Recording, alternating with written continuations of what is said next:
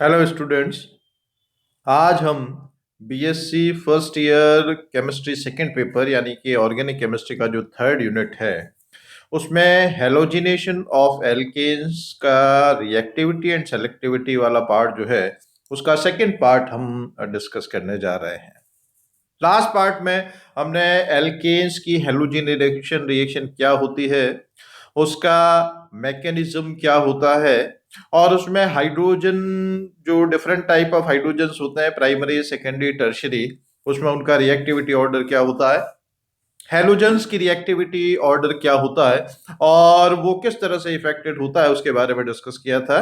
अब उसी को हम सेकेंड पार्ट में कंटिन्यू करने जा रहे हैं। Factors that determine product distribution. अब जैसा इसमें हमने डिस्कस किया था कि हम ब्यूटेन का जब क्लोरीनेशन करते हैं सनलाइट के प्रेजेंस में, तो इसमें ये वाला प्राइमरी, ये वाला प्राइमरी, ये वाला सेकेंडरी, ये वाला सेकेंडरी, जो छोर वाले दो कार्बन है वो प्राथमिक कार्बन है और बीच वाले जो दो कार्बन है वो द्वितीय कार्बन। प्राथमिक कार्बन यानी कि जो एक अन्य कार्बन से जुड़ा होता है, द्वितीय कार्बन यानी कि जो दो अन्य कार्बन से जुड़े होते हैं, और प्राथमिक कार्बन से जुड़ा हुआ हाइड्रोजन प्राथमिक हाइड्रोजन कहलाता है और द्वितीय कार्बन से जुड़ा हुआ द्वितीयक हाइड्रोजन कहलाता है। तो इसमें प्राथमिक हाइड्रोजन की संख्या 6 है और द्वितीयक हाइड्रोजन की संख्या 4 है। तो इसमें प्रोडक्ट जो है वो 3:2 रेशियो में होना चाहिए, यानी कि 60% जब प्राथमिक हाइड्रोजन पर सब्स्टिट्यूशन हो रहा है तो, और 40% जब द्वितीयक हाइड्रोजन पर सब्स्टिट्यूशन हो रहा है तो प्राथमिक हाइड्रोजन पर ये सब्स्टिट्यूशन हो रहा है तो एक्सपेक्टेड प्रोडक्ट 60% है। द्वितीयक जो 4 हाइड्रोजन है उनकी जगह सब्स्टिट्यूशन हो रहा है तो उसका जो कंट्रीब्यूशन है वो 40% इस प्रोडक्ट बनना चाहिए। ये तो थ्योरेटिकली एक्सपेक्टेड है, सिद्धांतिक रूप से हम ये मान रहे हैं कि इतना होना चाहिए, पर जब प्रायोगिक रूप से ये अभिक्रिया की जाती है तो इसमें ये उत्पाद 29% और ये उत्पाद 71%, 29% एंड 70%, यानी कि ये जो थ्योरेटिकली बनना चाहिए उससे कम बनता है और ये थ्योरेटिकली बनना चाहिए उससे ज्यादा बनता है। तो उसका कारण भी जैसा कि डिस्कस किया था कि इसमें जो प्राथमिक हाइड्रोजन है, प्राथमिक हाइड्रोजन से द्वितीयक हाइड्रोजन ज्यादा क्रियाशील होता है और द्वितीयक से भी तृतीयक हाइड्रोजन जो है वो और ज्यादा क्रियाशील होता है। और उसमें एक्टिवेशन एनर्जी वाले कंसेप्ट के साथ ऐसा क्यों होता है वो ऑलरेडी हम डिस्कस कर चुके हैं। तो हालांकि इसमें प्राथमिक हाइड्रोजन की संख्या ज्यादा है पर क्योंकि इसकी क्रियाशीलता कम है तो ये उत्पाद कम मात्रा में बनता है, और द्वितीयक हाइड्रोजन की संख्या इसमें ज्यादा है परंतु क्योंकि संख्या कम है परंतु क्योंकि इसकी क्रियाशीलता ज्यादा है तो उत्पाद जो है वो ज्यादा मात्रा में प्राप्त होता है। The rate determining step of the overall reaction is hydrogen abstraction. जो गति निर्धारक पद है जैसा हमने लास्ट टाइम में डिस्कस किया था, जो हाइड्रोजन एब्स्ट्रैक्शन के द्वारा जो एल्काइल फ्री रेडिकल बनता है वो रेट डिटर्मिनिंग गति निर्धारक पद होता है, क्योंकि वो रिलेटिवली स्लो होता है क्योंकि उसकी एक्टिवेशन एनर्जी की वैल्यू रिलेटिवली ज्यादा होती है। अब इसमें relative stability of alkyl radical, tertiary alkyl radical सबसे ज्यादा क्रिया स्टेबल होता है, फिर सेकेंडरी या द्वितीयक, फिर प्राइमरी या मिथाइल। ये स्टेबिलिटी का इंक्रीजिंग ऑर्डर है और इसको ऑलरेडी हम फर्स्ट यूनिट जो था उसमें different type of free radicals की स्टेबिलिटी, जिसको हम हाइपर कॉन्जुगेशन या अति संयुग्मन के द्वारा समझा सकते हैं। इसमें टर्शियरी में number of hyper conjugation form सबसे ज्यादा होती है तो ये सबसे ज्यादा स्टेबल होता है, और इसमें नो हाइपर कॉन्जुगेशन पॉसिबल या इसमें हाइपर कॉन्जुगेशन फॉर्म्स जो है वो रिलेटिवली सबसे कम होती है, तो इसलिए यहाँ पर इसकी स्टेबिलिटी जो है वो सबसे कम है। अब एक कंसेप्ट जो और है वो ये है कि आयन या कोई भी स्पीसी पॉजिटिवली चार्ज भी हो सकती है, नेगेटिव चार्ज भी हो सकती है, न्यूट्रल भी हो सकती है। The species that are more stable are easily form. जो जितना ज्यादा स्थायी होता है वो अभिक्रिया में उतनी ही सुगमता से बनता है। तो तृतीयक क्योंकि मुक्त मूलक सबसे ज्यादा स्थायी है यानी कि ये सबसे आसानी से बनेगा, यानी कि इसमें से हाइड्रोजन का एब्स्ट्रैक्शन क्या होगा, सबसे आसान होगा, तो इसलिए 3 डिग्री हाइड्रोजन सबसे ज्यादा क्रियाशील है, फिर 2 डिग्री और फिर 1 डिग्री और फिर मिथाइल रेडिकल जो है ये रिएक्टिविटी ऑर्डर जितना ज्यादा स्टेबल होगा उतना इजीली बनेगा। तो इसलिए हाइड्रोजन की क्रियाशीलता का क्रम इस तरह से होता है, 3 degree hydrogen is most reactive and hydrogen of methyl is least reactive.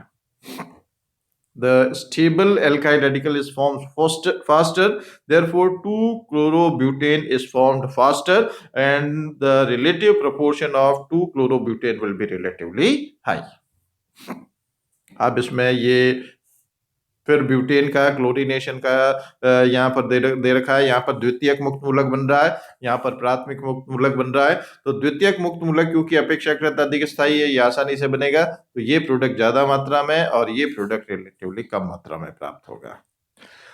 अब इसमें जो टुवर्ड्स हैलोजिनेशन में क्लोरीनेशन की हम बात करें, तो क्लोरीनेशन में जो रिएक्टिविटी का ऑर्डर होता है हाइड्रोजन का, टर्शरी हाइड्रोजन की रिएक्टिविटी जो है वो प्राइमरी हाइड्रोजन से 5 टाइम्स ज्यादा होती है। यदि प्राइमरी हाइड्रोजन की क्रियाशीलता यदि हम 1 मानते हैं तो टर्शरी की उससे 5 गुना यानी कि 5 होती है।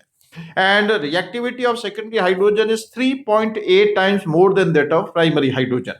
जो तृतीयक हाइड्रोजन की क्रियाशीलता है वो तो 5 गुना, परंतु द्वितीयक हाइड्रोजन की क्रियाशीलता प्राथमिक हाइड्रोजन की क्रियाशीलता से 3.8 गुना ज्यादा होती है। It is 3.8 times more reactive as compared to primary hydrogen. और इसीलिए ये इंक्रीजिंग रेट ऑफ फॉर्मेशन भी इसी ऑर्डर में होगा। In determining the relative amount of products obtained, both probability and reactivity should be considered. इसमें जब हम प्रोडक्ट का पता लगाते हैं कि कौन सा उत्पाद कितनी मात्रा में बनेगा, जैसे हम प्रोपेन का क्लोरीनेशन कर रहे हैं तो 1 क्लोरोप्रोपेन भी बनेगा, 2 क्लोरोप्रोपेन भी बनेगा, तो उनका रिलेटिव अमाउंट क्या है वो प्रोबेबिलिटी और रिएक्टिविटी दोनों कंसिडर करके हम निकाल सकते हैं। प्रोबेबिलिटी क्या है? Probability is the number of hydrogens that can be abstracted that will lead to the formation of a particular product. यानी कि उसमें कितने उस प्रकार के, चाहे प्राइमरी है चाहे सेकेंडरी है या टर्शियरी है, वो कितने प्रकार के कितने हाइड्रोजन है वो प्रोबेबिलिटी फैक्टर है, उसके आधार पर निर्धारित होगा। फिर reactivity, the relative rate at which a particular hydrogen is abstracted, किस दर के साथ वो पर्टिकुलर हाइड्रोजन एब्स्ट्रैक्ट हो रहा है वो डिपेंड करेगा कि उसके एब्स्ट्रैक्शन से जो कौन सा फ्री रेडिकल बन रहा है। जो ज्यादा फ्री रेडिकल होगा वो ज्यादा स्टेबल होगा, वो आसानी से बनेगा, तो उस केस में एब्स्ट्रैक्शन ऑफ हाइड्रोजन जो है वो रिलेटिवली इजी होगा। तो दो चीजें हम कंसीडर करते हैं, प्रोबेबिलिटी और रिएक्टिविटी, और उससे जो दो या दो से ज्यादा प्रोडक्ट बन रहे हैं उनका रिलेटिव प्रोपोर्शन हम निकाल सकते हैं। जैसे हम क्लोरोब्यूटेन का जैसा एग्जाम्पल किया था, इसमें ब्यूटेन से क्लोरोब्यूटेन बनता है, ये है, इससे 1 क्लोरोब्यूटेन भी बन रहा है और 2 क्लोरोब्यूटेन भी बन रहा है।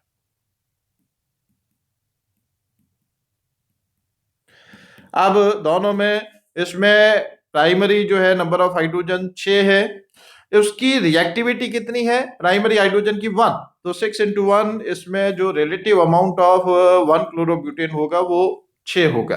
अब relative amount of 2 chlorobutane, 2 chlorobutane बन रहा है सेकेंडरी हाइड्रोजन के सब्स्टिट्यूशन से, और सेकेंडरी हाइड्रोजन कितने हैं 2 + 2 4, तो 4, और सेकेंडरी हाइड्रोजन की रिएक्टिविटी कितनी है 3.8, तो इससे मल्टीप्लाई करते हैं तो ये रिलेटिव अमाउंट हो गया 2 क्लोरोब्यूटेन का। तो ये 6:15 के रेशियो में प्राप्त होते हैं। अब इसका हम परसेंटेज यील्ड निकालें तो टोटल 6 + 15 21 में से 1 क्लोरोब्यूटेन की मात्रा कितनी है 6, तो 6/21, और इसको 100 से मल्टीप्लाई कर देंगे तो परसेंटेज आ जाएगा, तो ये आ जाएगा 29%। अब परसेंटेज यील्ड हम 2 क्लोरोब्यूटेन की निकालें तो इसका अमाउंट कितना है 15, और टोटल अमाउंट 15 + 6 21, तो इसको फिर 100 से मल्टीप्लाई कर देंगे तो ये जो परसेंटेज आएगा वो 71% आएगा। तो कितने प्राइमरी सेकेंडरी या टर्शियरी हाइड्रोजन है और उसकी रिलेटिव रिएक्टिविटी क्या है, दोनों को मल्टीप्लाई करके उस अमाउंट को हम कैलकुलेट कर सकते हैं, और उसके अकॉर्डिंगली परसेंटेज यील्ड क्या होगी, कितना परसेंट प्रोडक्ट ए कितना परसेंट प्रोडक्ट बी बनेगा, वो हम पता लगा सकते हैं। जैसे हम एक और एग्जांपल लेते हैं, ये 2,2,5 ट्राइमिथाइल हेक्सेन, ये हालांकि कॉम्प्लिकेटेड है, इसमें नंबर ऑफ हाइड्रोजन यदि हम निकालें तो अलग अलग प्रकार के हाइड्रोजन इसमें है, प्राइमरी भी है, सेकेंडरी भी है, टर्शियरी भी है। तो प्राइमरी हाइड्रोजन की संख्या इसमें 9 है, उसकी रिएक्टिविटी ऑर्डर 1 है, तो टोटल ये 9 हो गया। फिर सेकेंडरी हाइड्रोजन 2 है, ये वाले जो सेकेंडरी हाइड्रोजन, ये 2 हैं, इसमें इसकी रिएक्टिविटी ऑर्डर जो है वो 3.8 है, तो ये अमाउंट हो गया 7.6 हो गया। फिर ये वाला जो सेकेंडरी हाइड्रोजन है थोड़ा अलग तरह का है, इसका नंबर फिर 2 है, इसकी रिएक्टिविटी सेकेंडरी हाइड्रोजन है तो 3.8 है, तो 2 इंटू 3 7.6% अमाउंट हो गया इस पर्टिकुलर केस में जब सब्स्टिट्यूशन होगा। अब ये वाला जो हाइड्रोजन है ये टर्शियरी हाइड्रोजन है, this hydrogen is tertiary hydrogen, तो इसके नंबर केवल 1 है। टर्शियरी हाइड्रोजन रिएक्टिविटी 5 होती है, तो 1 इंटू 5 5, तो amount of product obtained by substitution of this tertiary hydrogen वो 5 हो जाएगा। अब ये वाले जो 6 प्राइमरी हाइड्रोजन है ये आइडेंटिकल है, 1 2 3, ये 3 प्राइमरी कार्बन है, इनसे 3 6 3 9 जो हाइड्रोजन है वो आइडेंटिकल है। यहां पर ये जो 6 प्राइमरी हाइड्रोजन है ये अलग टाइप के हैं, तो ये 6 हैं, रिएक्टिविटी प्राइमरी है तो 1 है, तो ये 6 हो गया। तो टोटल अब 9 प्लस 7.6 प्लस 7.6 प्लस 5 प्लस 6, तो ये टोटल करेंगे तो that will come out to be around 75 के आसपास आएगा। तो ये 35, तो 35 में से 9 ये है तो इसका परसेंटेज 26, 35 में से 7.6 ये है तो इसका परसेंटेज 22, इसी तरह से इसका परसेंटेज भी 22, इसका 14 और इसका 17। तो इस तरह से हम कोई कॉम्प्लेक्स एल्केन है और उसका हेलोजिनेशन करते हैं, तो उसके हेलोजिनेशन से कौन सा प्रोडक्ट किस रेशियो में परसेंटेज में कलेक्ट होगा वो हम रिएक्टिविटी और नंबर ऑफ हाइड्रोजन जो वो उस प्रकार के हैं उसके आधार पर निकाल सकते हैं। अब हम relative rate of radical formation by bromine radical, यदि हम ब्रोमिनेशन कर रहे हैं हेलोजिनेशन में, क्लोरीनेशन का तो ऑर्डर क्या था 1:3.8:5, जबकि यदि हम ब्रोमिनेशन कर रहे हैं तो उस केस में जो प्राइमरी हाइड्रोजन की रिएक्टिविटी है उससे सेकेंडरी हाइड्रोजन की रिएक्टिविटी 82 टाइम्स ज्यादा है। Secondary hydrogen is 82 times more reactive as compare to primary hydrogen. जो प्राइमरी हाइड्रोजन है उसकी क्रियाशीलता से द्वितीयक हाइड्रोजन की क्रियाशीलता 82 गुना ज्यादा होती है। अब इसी तरह से यदि हम टर्शरी की बात करें तो टर्शरी हाइड्रोजन जो है वो प्राइमरी हाइड्रोजन की अपेक्षा बहुत ज्यादा क्रियाशील होता है, it is 1600 times more reactive as compare to primary hydrogen. जो प्राथमिक हाइड्रोजन की क्रियाशीलता है उससे 1600 गुना ज्यादा क्रियाशीलता टर्शियरी हाइड्रोजन की होती है। तो क्योंकि ये ऑर्डर इसमें इनका रिलेटिव रेट का है तो इंक्रीजिंग रेट ऑफ फॉर्मेशन भी जो ज्यादा स्टेबल होता है वो उतना इजीली बनता है, तो इसमें इंक्रीजिंग रेट ऑफ फॉर्मेशन इस तरह से होगा, प्राइमरी से सेकेंडरी हाइड्रोजन पर सब्स्टिट्यूशन ज्यादा होगा और सेकेंडरी से टर्शियरी पर और भी ज्यादा सब्स्टिट्यूशन होगा। The bromine radical is less reactive, bromine की क्रियाशीलता कम है और क्योंकि क्रियाशीलता कम है तो इस कारण से इसकी जो सेलेक्टिविटी है, वर्णनात्मकता जो है वो ज्यादा होती है। तो क्लोरीन क्रियाशील ज्यादा है, रिएक्टिव ज्यादा है पर सेलेक्टिव कम है।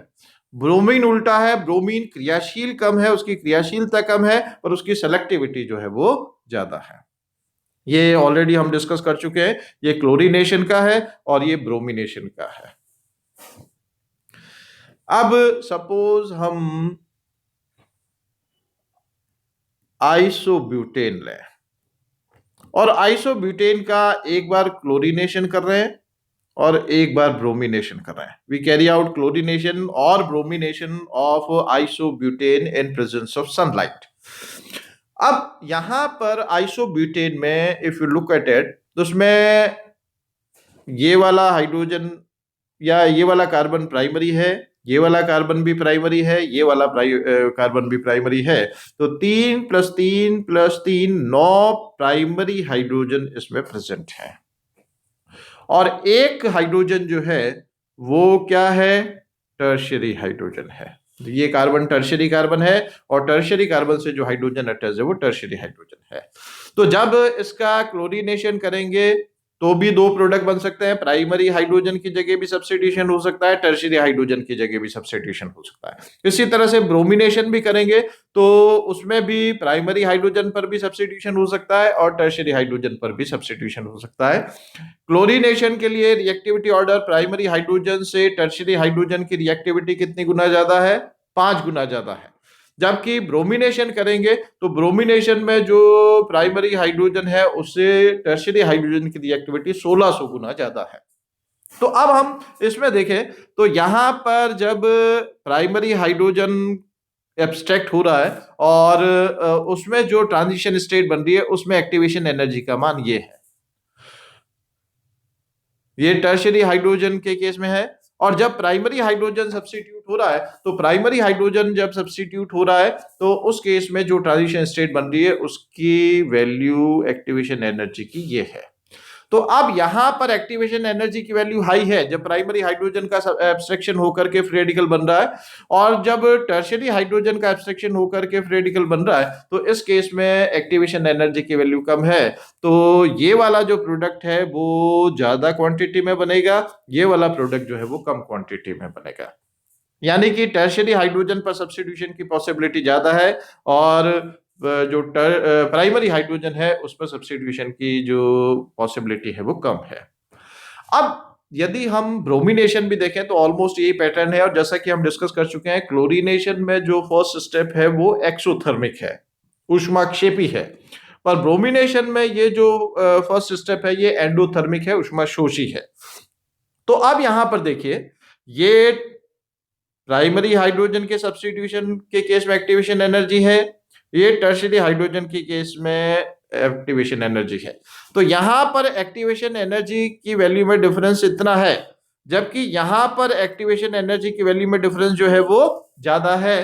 तो इस केस में जो प्रपोर्शन होगा दो प्रोडक्ट का, इसमें ये काफी ज्यादा मात्रा में बनेगा और ये रिलेटिवली कम मात्रा में बनेगा। तो जो एक्टिवेशन एनर्जी के मान में अंतर है वो अंतर ब्रोमिनेशन में ज्यादा होता है, तो इसलिए इसमें जो दो उत्पाद बनते हैं उनके जो प्रपोर्शन होता है उसमें भी अंतर जो है अपेक्षाकृत ज्यादा होता है। अब एक और फैक्टर हम डिस्कस करें क्लोरीनेशन और ब्रोमिनेशन का। इसमें जब एल्केन की अभिक्रिया ब्रोमीन मुक्त मूलक से हो रही है, इसकी रिएक्टिविटी कम है पर सेलेक्टिविटी ज्यादा है। तो अब रिएक्टिविटी कम होने के कारण इसमें जो ट्रांजिशन स्टेट बनेगी वो काफी देरी से बनेगी। Transition state is reached later और इसमें जो संक्रमण अवस्था बनने में समय अपेक्षाकृत ज्यादा लगेगा, तो इसमें रेडिकल कैरेक्टर जो है वो अपेक्षाकृत ज्यादा होगा। जबकि हम क्लोरीनेशन की बात करें तो उसमें क्योंकि क्लोरीन की रिएक्टिविटी ज्यादा है, इसकी सेलेक्टिविटी जो है वो कम होगी, तो इसमें क्या होगा, ट्रांजिशन स्टेट जल्दी से प्राप्त हो जाएगी क्योंकि क्रियाशीलता ज्यादा है, तो it will immediately react to give transition state. तो transition state is reached early, तो इसमें जो रेडिकल कैरेक्टर है वो कंपैरेटिवली कम होगा। तो इस कारण से इसमें ब्रोमीन में सेलेक्टिविटी जो है वो ज्यादा होती है और क्लोरीन में जो सेलेक्टिविटी है वो रिलेटिवली कम होती है। अब हम एक और एग्जांपल लें प्रोपेन का। तो प्रोपेन का हम फर्स्ट केस में क्लोरीनेशन कर रहे हैं, सेकंड केस में ब्रोमिनेशन कर रहे हैं। इसमें ये प्राइमरी कार्बन, ये प्राइमरी कार्बन, ये सेकेंडरी कार्बन, तो 6 प्राइमरी हाइड्रोजन और 2 सेकेंडरी हाइड्रोजन, यानी कि 3:1 रेशियो में है। यानी कि ये प्रोडक्ट जो प्राइमरी के सब्स्टिट्यूशन से है वो 75% बनना चाहिए और ये जो प्रोडक्ट है वो कितना बनना चाहिए, 25 बनना चाहिए। थ्योरेटिकल है, पर प्रैक्टिकली यदि हम देखते हैं तो ये 40% और ये 60% बनता है। तो फिर वही एक्सप्लेनेशन वही है कि यहाँ पर हालांकि जो रिएक्टिविटी है उसका ऑर्डर ये होता है कि जो सेकेंडरी हाइड्रोजन है वो सेकेंडरी हाइड्रोजन रिलेटिवली ज्यादा क्रियाशील होता है, तो इसके प्रतिस्थापन से जो उत्पाद बन रहा है वो ज्यादा होगा। अब थ्योरेटिकली यदि हम ब्रोमिनेशन कर रहे हैं तो फिर यही प्रोडक्ट का रेशियो होना चाहिए, 75% ये होना चाहिए और 25% जो है वो ये होना चाहिए। पर यहां पर अंतर बहुत ज्यादा हो गया, ये केवल 3% बन रहा है, ये केवल 97% बन रहा है। इसकी मात्रा जो है बढ़ करके कितनी हो गई, 97% हो गई। क्योंकि यहां पर जो रिएक्टिविटी है वो रिएक्टिविटी जो हम डिस्कस कर चुके हैं कि क्लोरीन में तो प्राइमरी हाइड्रोजन से द्वितीयक हाइड्रोजन की क्रियाशीलता केवल 3.8 गुना ज्यादा होती है, पर ब्रोमिनेशन में प्राइमरी हाइड्रोजन से सेकेंडरी हाइड्रोजन की क्रियाशीलता कितनी गुना ज्यादा होती है? 82 गुना, 82 टाइम्स मोर रिएक्टिव होता है। तो इसलिए इस प्रोडक्ट की मात्रा यदि हम उस फॉर्मूला से निकालेंगे, number of primary hydrogen into reactivity 1, number of secondary hydrogen into reactivity 3.8, यहाँ पर रिलेटिव प्रोपोर्शन आ जाएगा। इसी तरह से इस वाले में निकालेंगे तो number of primary hydrogen into reactivity 1, number of secondary hydrogen into reactivity 82। तो यहाँ पर प्राइमरी हाइड्रोजन 6 है, यहाँ पर सेकेंडरी हाइड्रोजन 2 है, इसमें भी ये का ये है। तो उस फॉर्मूला से निकालेंगे तो उत्पाद जो है वो 3% ये और 97% ये प्राप्त होगा। तो इस तरह से कोई भी एल्केन हो उसका यदि हम क्लोरीनेशन या ब्रोमिनेशन करेंगे तो प्राइमरी, सेकेंडरी और टर्शियरी जो डिफरेंट टाइप ऑफ हाइड्रोजन है उनके सब्स्टिट्यूशन से कौन कौन से उत्पाद कितनी कितनी प्रतिशत मात्रा में बनेंगे, उनकी यील्ड क्या होगी, लब्धि क्या होगी, वो हम निकाल सकते हैं। तो ये है हेलोजिनेशन ऑफ एल्केन्स, उनकी रिएक्टिविटी यानी कि क्रियाशीलता क्या होती है और सेलेक्टिविटी यानी कि वर्णात्मकता क्या होती है। Thank you.